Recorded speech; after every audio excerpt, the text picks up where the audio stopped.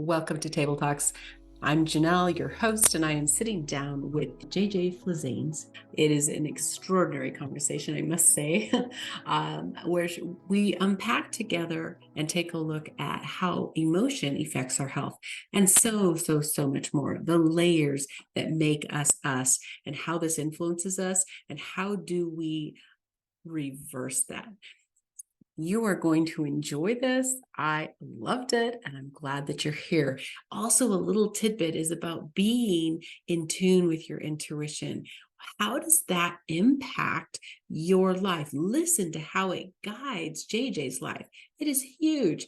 And the different gifts that have developed as she exposed and was in contact with other healers within her life. The power of that, the influence of that is huge. When I'm working with individuals as they're discovering their intuitive gifts, actually they were there all along. But what they're discovering is how they're talking to them. They missed it. And we have in this conversation where JJ is sharing with us how we have these limiting beliefs, and our limiting beliefs really influence how we perceive. Well, if you have the gift, the psychic gift, well, we all have a preconceived idea of what that looks like, what that feels like. How does that, present itself? Some of us might even be afraid of that word. But you are an individual, and how it will look for you is completely different than how it may look for somebody else. So being open to that and having someone like me be your guide in helping you translate what is it doing for you, it is empowerment. So I just love that we can combine our collective tools as individuals and grow and learn together. Glad you're here. Go get your cuppy of coffee and tea, and let's join this conversation.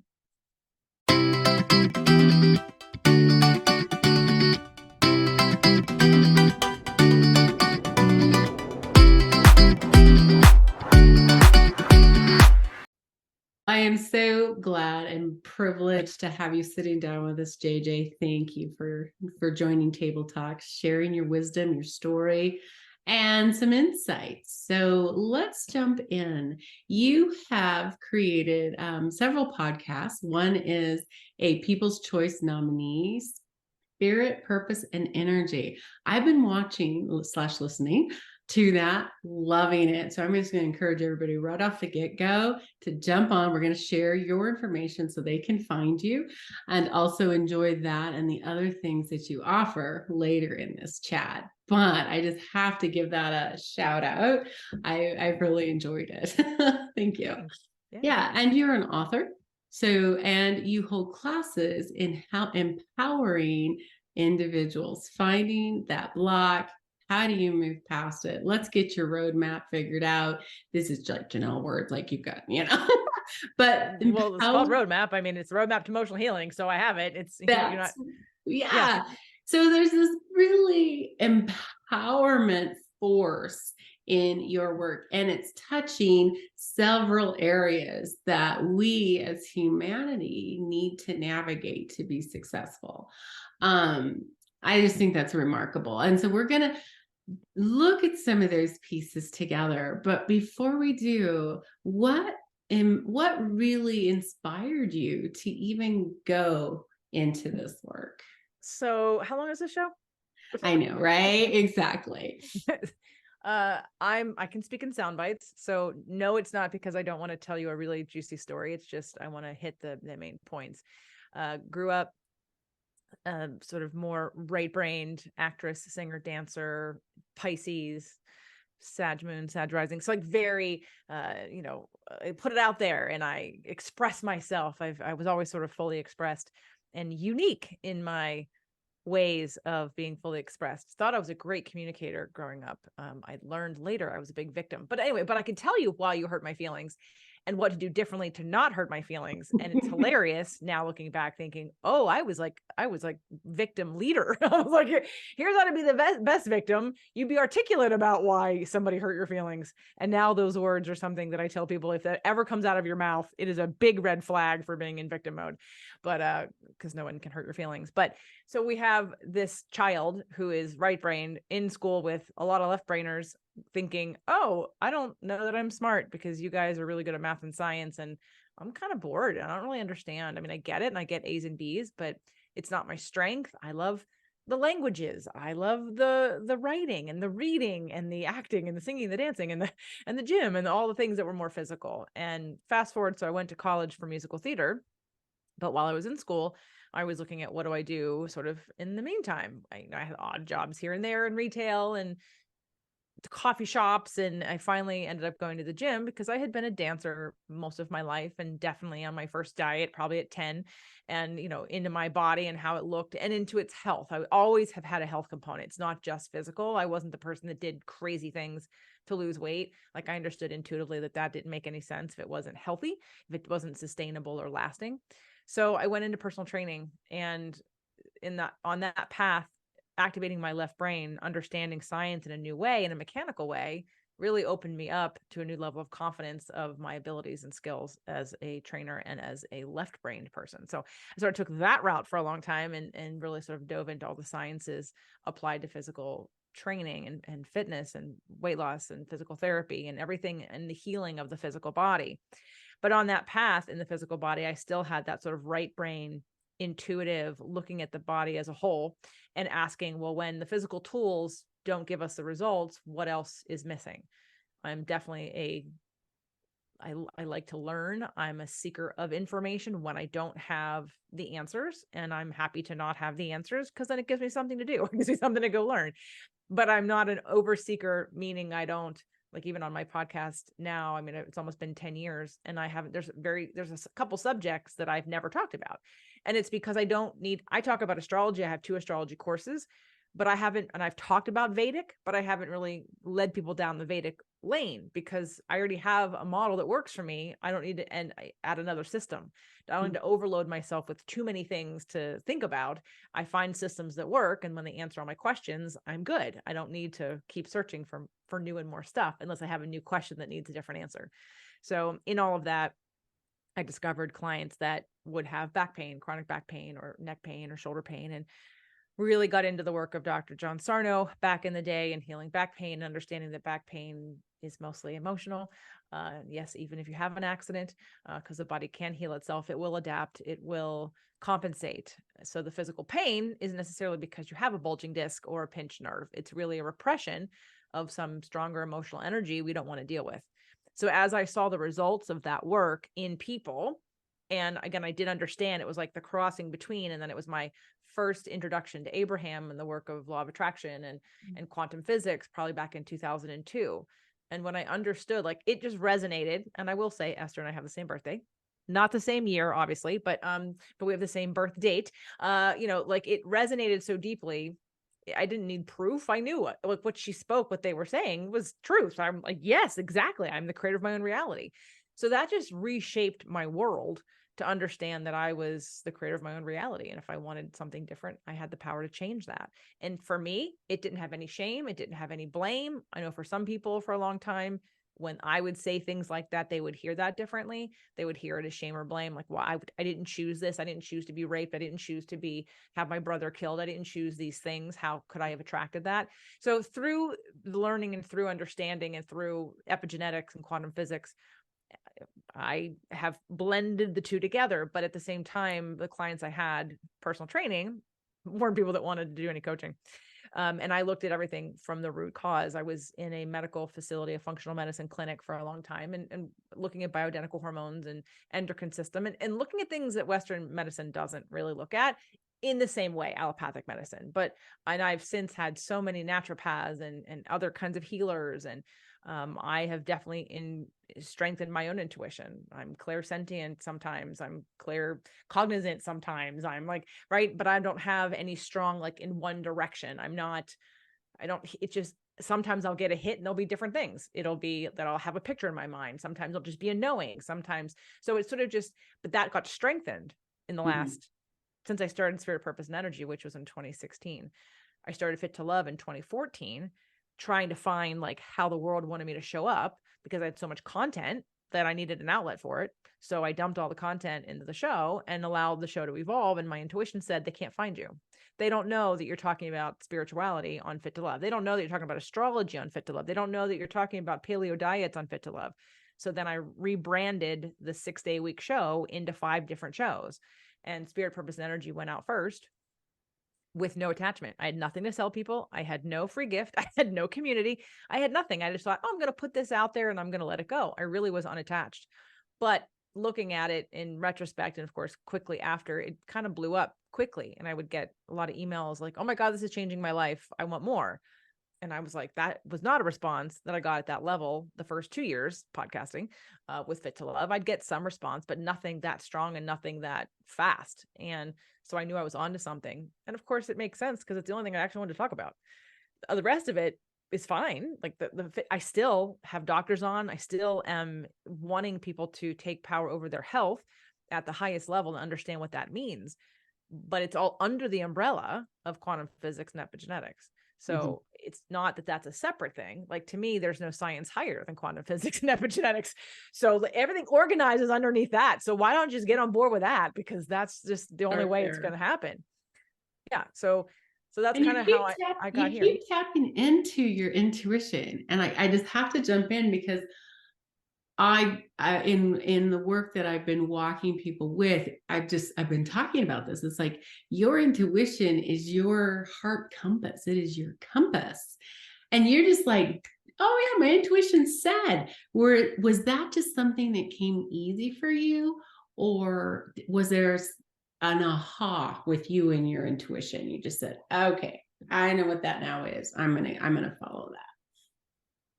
Well, I think it took some time to identify and understand our each individual expression of our own gifts. And I've had psychics on the show and healers on the show and clairvoyants on the show. And one in particular, when I said, how did you know you were psychic? She said, how do you know that you're not?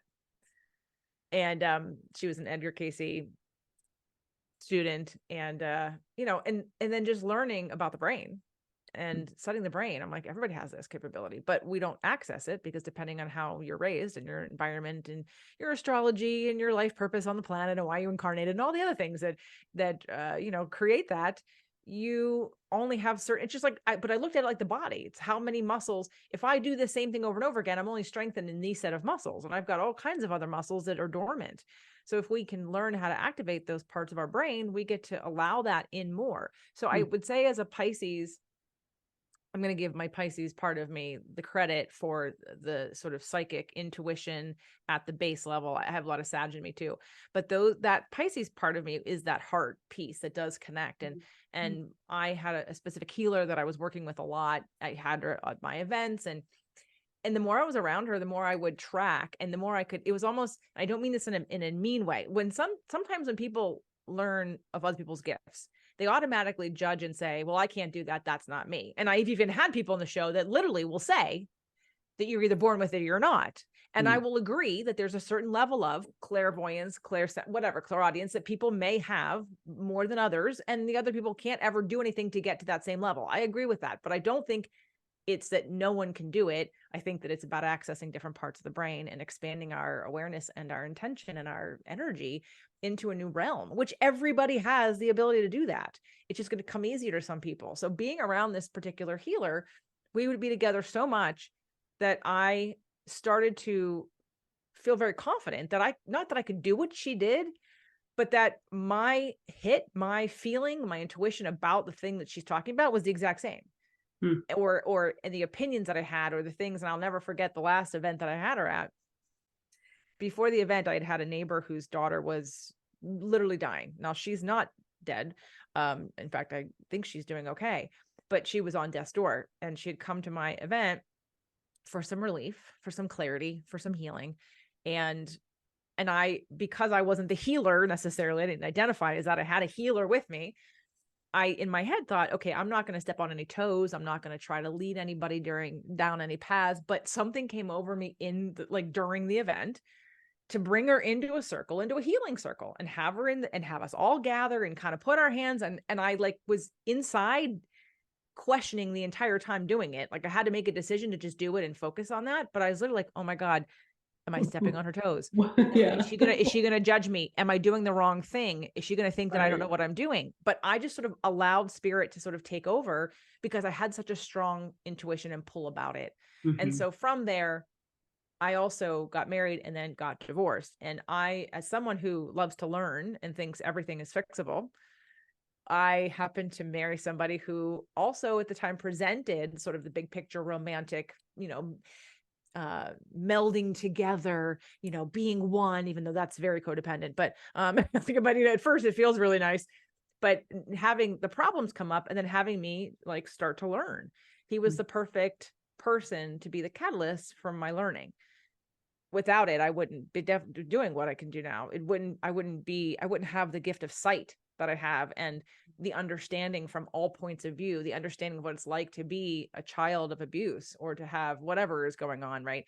Mhm. I just really took that on and I thought, cause I was going to fix it and I was going to do whatever I needed to fix. I was going to learn everything I could learn. I hear people say, oh, I did everything I could. And I want to call BS on that. So I'm like, yeah, come compare notes. Because even though I know I stopped at a certain place, I did like 10 years. That's why I started my show. I started my show to save my marriage. But what I learned along the way was I grew as a person. He grew as a person, of course. And I manifested since then, like my soulmate, who the next version, but it was like I grew and I needed that catalyst. I needed that reflection back to me. I needed to take the work on myself. I needed to own my own stuff, look at my own stuff. And then from there, I've been then helping people. I've saved a lot of marriages, not my own, but I wasn't supposed to. That wasn't in the Mhm. cards. That wasn't our contract. Our contract was the way that it was, and I was good with it even though I, was detrimental. Like divorce is hard. It's nobody wants to do it. It's not, but sometimes the ride is over and you get what you needed from it. And you just trust on a deeper level that there's a reason. And I knew what the reason was. I knew the reason the whole time that I was learning to give back to other people and to help other people. Well, that's the exclamation mark, is that it's there to teach us. It's there because we're there to learn. It's there because we are in a space where things, without that event, without that marriage that's falling apart, whatever the event is, it's really putting the heat on the spot of us that's ready to be seen, isn't it? Mm-hmm. We both didn't see ourselves ever getting divorced. So if there's a problem, you fix it. To me, that's just like a simple thing. If there's a problem, you fix it. You figure out how to fix it. You don't commit for the rest of your life and just say, okay, it's uncomfortable, I'll live with it. No, that to me is what marriage was about. Like we've committed to a life together. And if something is broken, we freaking fix it. But when fixing it gets too hard, too confrontational, and then I had to go look back and think, who he was before we were together. And then I realized, oh, well, the pattern was there. I just didn't want to look at it. The pattern was there that this isn't somebody who fixes things. This is somebody who suppresses things. Hmm. Okay. So I learned that not everybody, some people would prefer just to be numb or to not fix things, or that emotions that are negative scare them too much and they would rather numb out in all the ways that we do. And again, that's not, it sounds like a judgment. It's not, I get it. It's overwhelming. And I understand why, because people think that there's potentially something that's right about that. Like, oh, I must be a bad person, or I was abused because I deserved it. Like, I understand the connection there. But again, that's why this whole thing was so perfect to get me to today, to doing the work that I'm doing, which has been so rewarding and fun and has such a ripple effect. So it's like the ripple effect becomes that not just the two of them, but their siblings and their spouses and their friends and their, significant others. Like it just, the ripple effect of the work is cool. And It is I'm, way cool because it yeah. goes even beyond the what we see, doesn't it? It goes into community, it goes into their workplace, it goes into the state that they live in, or country. And so the ripple goes beyond our eyes. Yeah, that's beautiful. Cool. And we're talking about how emotions affect healing and disease. So you're talking about suppressing emotion, and these people that, this is their journey work too, right? No judgment, no guilt, no shame. We all have our way that we process. We've probably all had moments, yeah, hello, me too, that we've just taken it and said, I don't have time to look at that right now. I have to survive. And that's Absolutely. right. That's a coping skill. It's a thing. So we've probably all done this. Everybody that's joining this conversation with us, you've probably done it too. But there's some effects to that. There's some warning signs, I would imagine, and there's some long-term effects. So emotion and disease, unpack that for us. What's this relationship? Well, let's go back to sort of the basics of law of attraction, quantum physics, and epigenetics. So quantum physics is law of attraction. So like attracts like, frequency, vibration. We all understand the radio dial, right? So son, you want to listen to 103.4.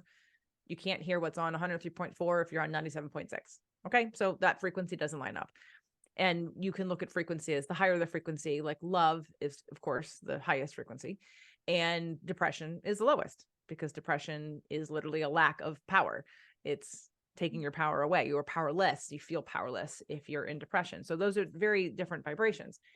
If we lump them into negative and positive, in alignment, out of alignment, or even in an epigenetic way. So epigenetics is how your body, how your genes respond to your environment. And that is mostly environmental from the mind, okay? Not necessarily from outside. And it can be passed down lineage. You could have a belief that has gone through generations in your family. That is an epigenetic tag on your system. You could just be epigenetically in a situation where you're feeling fear, or the COVID. All right, let's look at COVID. So more people got sick regardless of where you are on that subject. The fact is that the more people that got afraid of COVID got COVID, because the fear puts you in fight or flight. Fight or flight decreases your immune system, because all the blood has to go to your extremities so you can survive, so you can run. That's what happens in fight or flight. The body shuts down. The main systems in the middle of the body shut down. Okay, all the extremities are good. But if you're in a state of fear long enough, the body is shut down. The longer it's shut down, the longer immune system is suppressed. So we have health things that are happening within the body that are not helping you to fight off anything that's going on in the world or in your body, because it's been suppressed by the fear.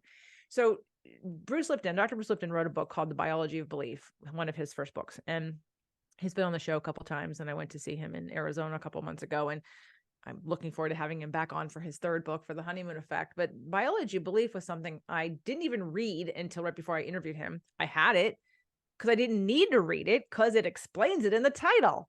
Biology of belief. Your belief systems influence your biology. So I got into this conversation with this person, and I said something that afterwards I felt really good about the interview. And then I walked away, and then I thought, oh, they're not going to like me when they hear that. You got to take that out. So I asked her, can you just cut that piece out? Okay. Well, it was about cancer. So then I went back to said client of mine, and I was just sharing the story. I wasn't projecting it onto her or using it for her. I was just sharing the story. And then she internalized it, and she made it about her, and she thought about it, and it bothered her, and it triggered her. And I had just sent out the vibrational scale, which is the emotional diagram, if you will, of law of attraction, like where the frequency of love is. And then when you get down to, I think, boredom is on the, I think hopeful and boredom are like right next to each other. And hopeful is the start of positive, and boredom is the start of negative. Okay. So in alignment, out of alignment. And I had just sent that. And then she went in the bath, and she was thinking about like her cancer journey, and about where she was like a long time before this happened, because those in the naturopathic cancer world know that the terrain, your soil, is, you don't just get cancer overnight. It's something that grows like a flower or a plant. It takes time, and the soil that it's in needs to be changed if you want to heal. You can cut it out, but if you don't change the soil, you're probably going to get it back again. So she went back into thinking about when it could have started. And then she looked at that list, and she saw all the negative emotions, and she was like, oh my God, she's right.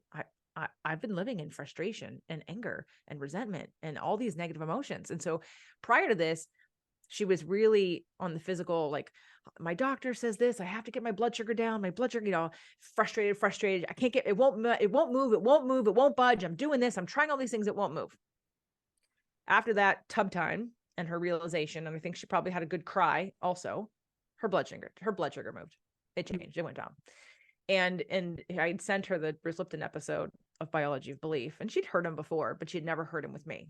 And she was like, she came on like, oh my God, I'm a believer, because her blood sugar dropped, and she did nothing different. It was literally an emotional release and an awareness, and probably literally an energetic release. Mm-hmm. Because when the body doesn't feel safe, and that's mostly your mind, or the mind has to create the environment where the body doesn't feel safe, but the mind makes up the story or interprets what's going on as unsafe. So what happens? The body shuts down. It constricts. Well, what constricts? Well, immune system goes down, blood flow goes down, right, to just to the heart and to the digestive system, and again, everything except the extremities. But that's not an environment where the body is healing itself. The body's in survival mode, so it's protecting itself. But on the flip side, if the cells are moving towards something desirable, something happy, something high frequency, then the body heals itself.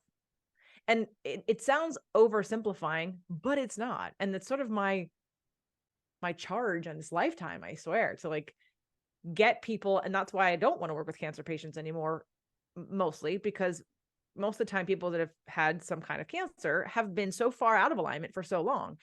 Telling them to get into alignment and to be happy sounds like a spiritual bypass. Oh no, you're just, that's not going to heal me. I need a drug. I need a supplement. I need a diet change. I need an injection of some kind. No, you need to get into alignment. The body will heal itself. It's designed to do that. Yes, it needs the substrates to do it from the food that you're in, and you definitely need the vitamin D and all the things. But you can be a perfect eater, whatever that means to your body, and a perfect exerciser and a perfect all the things health-wise, organic everything, and live in a body that's full of toxic emotions, and you're not going to be healthy. You'll still get the cancer, even though you ate organic and grass-fed and wild everything and clean. You had water filters and air filters and the like you could do it all. But if inside of you lives toxic emotion, then the body is literally afraid and in constriction. So, and don't you notice that it can run on autopilot? Like I have observed this, that when I'm working with folks and I'm like, okay, now just stop. And myself too. It's like, okay, just stop and become aware right now. What are you? It comes so naturally on autopilot that if I don't stop and go, what are you thinking right now? You don't even say, are you negative? Not negative, but we are. We can be, though, right? Yeah. That autopilot thing. And we're so used to it. Right. That's our norm. Yeah. And now we're looking at, so if emotion is packed into my body, and I'm rehearsing emotion, low vibrating thoughts and so on through my subconscious, and not just going to cycle right through the body, then I am basically setting myself up for disease, whether because we're shutting our digestion down, we're shutting down these core spaces. Am I catching on? Mm-hmm, mm-hmm. And then it's like weakening our immune system. It's weakening digestion. So we're probably not even pulling the food out, the nutrients from our system like we could if we had the neurological, the blood flow, and we're changing from, which is it? There's sympathetic and parasympathetic. We're probably switching over to, is it parasympathetic that we're more calm? Yes. Yeah. So is that what you're talking about when we're talking about emotions and the relationship between that and disease in our body? Is that the base of it? Doctors that understand, and some people say stress. Oh, stress is really important to deal with your stress. But most people manage stress. They don't reduce stress. And if they reduce it by cutting people out or quitting their job or getting divorced or whatever.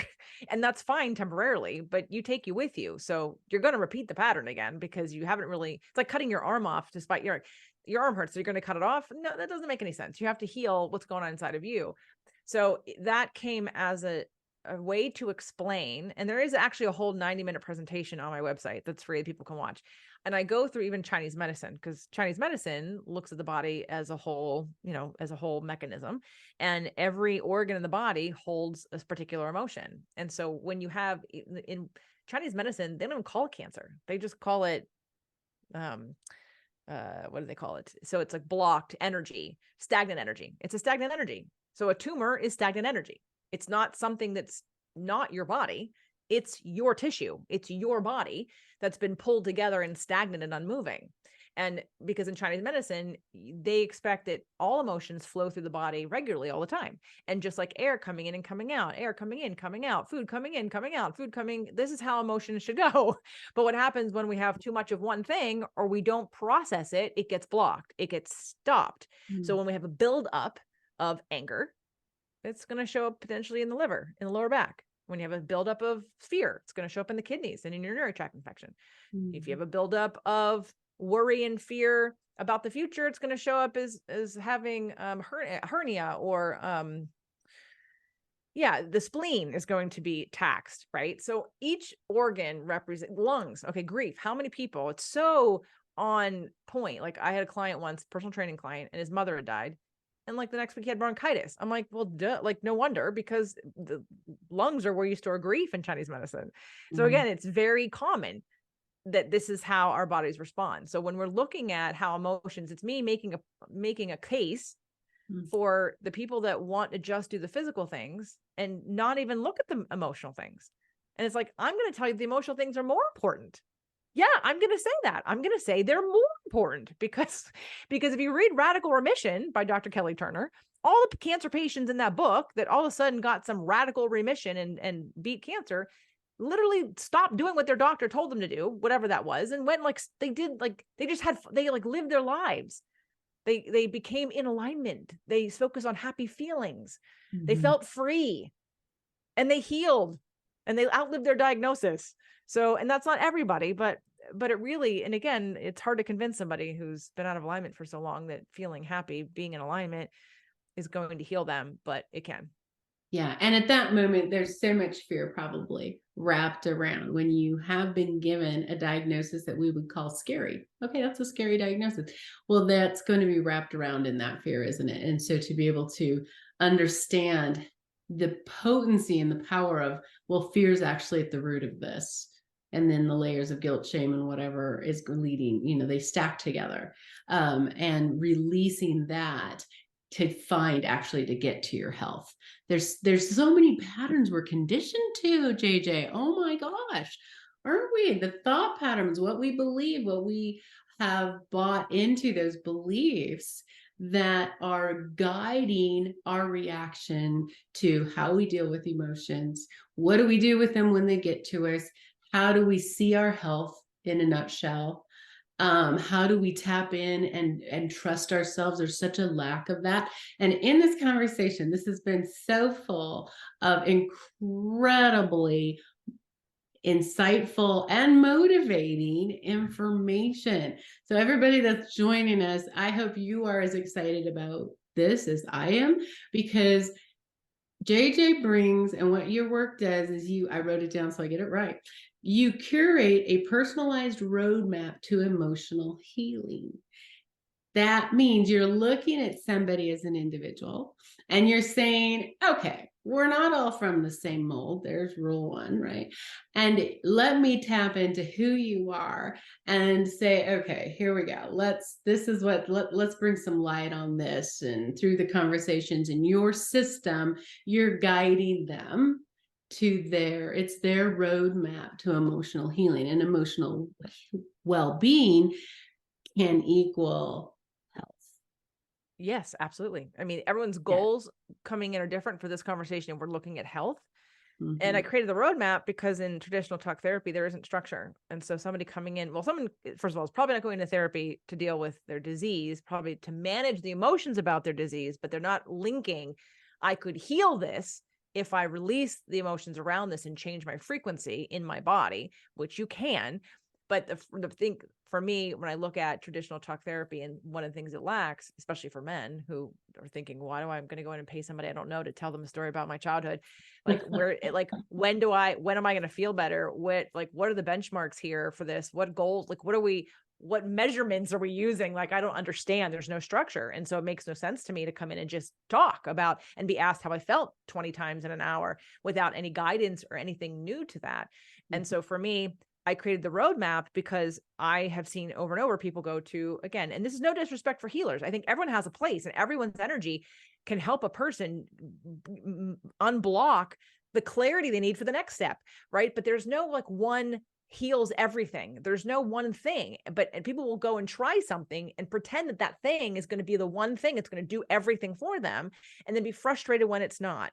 And they don't. And I used to say this in personal training a lot, because, I'd have people who'd come in and they'd say, well, I heard Pilates, like my friend lost a lot of weight on Pilates. Well, that friend of yours was 100 pounds overweight more than you, and they were moving more than they have in a long time. You're more fit. So no, Pilates isn't going to be a weight loss tool for you, because you're already fit enough, and Pilates wasn't designed for that. It was designed for core strength. It was designed for flexibility in some ways. It's not, but that person had the situation led to different kinds of results. So you can't just expect that you go in and do Pilates or yoga and you're going to lose weight. Why would you think that? You're not looking at the whole picture to make the right decision. Now, Right. or people go into yoga and lose weight because they are in parasympathetic, because they start meditating. They slow down, their body gets to catch up, and they think yoga is magic. I'm like, yoga is not magic. I can explain exactly what happened. You were breathing. You weren't worried or stressed. You were present in your body. Your body's nervous system came down and it did what it needed to do. I think it's important as a concept, whether it's mine or somebody else's, to understand that going in. So you're not just giving all your power away to one person, thinking that person's going to fix everything. Yeah, we're way more complex than that, aren't we? And it's like the sequence. And I love in Chinese medicine how the sequence in which we should follow, they talk about that as well, don't they? It's that the importance of, okay, well, this organ supports this organ, or this part of our body is supporting this. And so which string do you pull to undo the knot? There's a sequence. Yeah, beautifully said. Yes. Thank you. If this has resonated with you, everyone who has sat down with us, if this has resonated with you, we're going to make sure and have the link available as promised at the beginning of this interview. So look for it right at the trailer, click that link, and it'll take you directly to where JJ is, her podcast, and ways to connect to her. JJ, it was a pleasure. Wow. Celebrate your work and those that get to connect with you and just change their lives. Thank you again for being with us, and we'll see you again. Thank you so much, Janell. It's a pleasure. Yeah. It is so much fun being able to connect with people all around the world and have them share their wisdom, their insights, their journey on this platform. You can get your link and connect to JJ's podcast right here. Click the link to her website where her podcast and other information about what she does and how she supports healing, health, and so much more. She's amazing. You may be wondering what your intuitive gifts are. I know I've had parts of my life where I was wondering, how do I connect to that most authentic part of me? I know it's there, but I know I'm not there. Or you've had this question, can I trust my intuition? Well, you can. There's always reasons, things that block us from that intuitive side of you. Click my link, work with me, and let's get you started on that journey of clearing those emotional blocks, clearing that which is separating you from your compass, that intuitive side of you. And you have it. I know you do. So let's get that figured out together. I look forward to talking with you. Until the next time, Table Talks, I'll see you there. Thank you for being here. And if you like this video and you got value from this video, hit the like, subscribe, and don't forget to click the bell so you get notified that the next one is live. See you at our next Table Talk.